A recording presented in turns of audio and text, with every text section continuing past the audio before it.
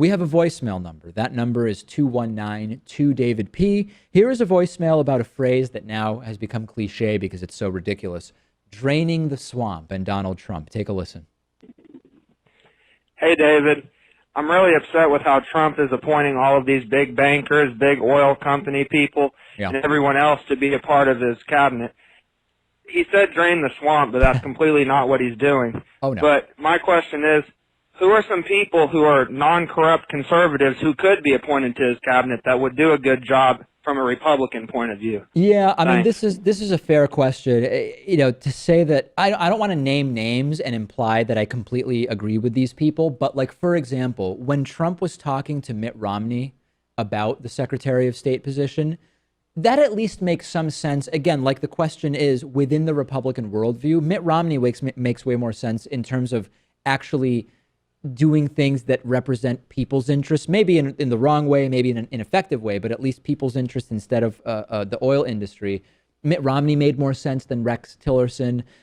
It would be interesting to see somebody who's a little bit more small government in not a completely insane of a way as some of the people like Rick Perry. So, for example, like a Rand Paul would be interesting.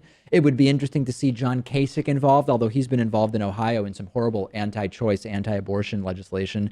Those are some ideas. It's a perfectly fair and realistic question. And I think it's not that Democrats and liberals expect that Trump would be picking Democrats and liberals to be in his cabinet, but we're seeing some of the most extreme buffoons selected here. Everybody from Rex Tillerson, just an oil industry Russia friend, a neurosurgeon to head up housing and urban development, a guy who wants to scale up the failed war on drugs as attorney general. It's all crazy. It's all bizarro world, and none of it makes any sense whatsoever.